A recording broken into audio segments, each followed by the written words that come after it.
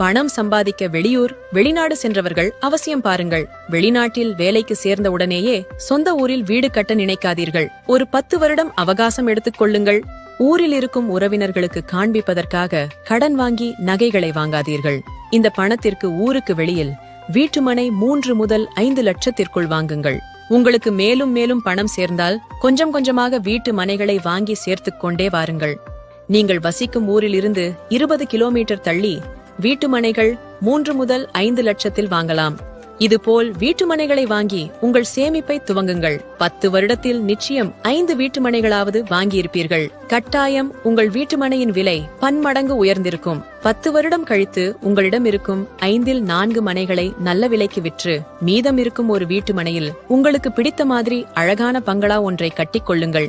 சொந்த பந்தங்களுக்காக கௌரவத்திற்காக கடன் லோன் வாங்கி வீடு கட்டி விருந்து வைத்து உறவுகளுக்கு எல்லாம் காண்பித்து கண் திருஷ்டிபட்டு இன்னல்களுக்குள் மாட்டிக்கொள்ளாதீர்கள்.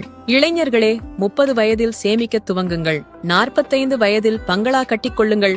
கடனில் கட்டிய வீட்டுக்கு வெளியில் நின்று உறவுகளுக்காக பொய்யாக சிரித்துவிட்டு வீட்டுக்கு உள்ளே அமர்ந்து அழுது கொண்டு சோகத்தோடு வாழாதீர்கள். நிதானமாக யோசித்து திட்டமிட்டு உங்கள் வாழ்க்கையை மகிழ்ச்சியாக வளமாக வாழுங்கள்.